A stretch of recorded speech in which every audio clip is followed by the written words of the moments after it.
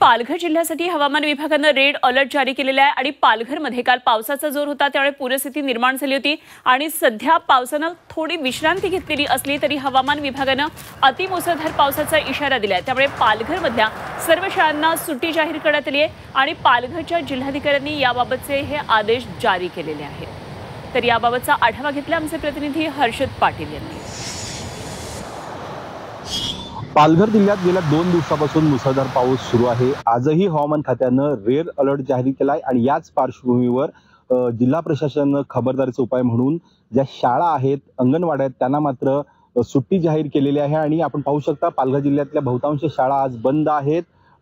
सर्व शाळांमध्ये सुकसुकाट पाहायला मिळतोय कारण पावसाचा रेड अलर्ट हवामान खात्यानं जाहीर केला आहे।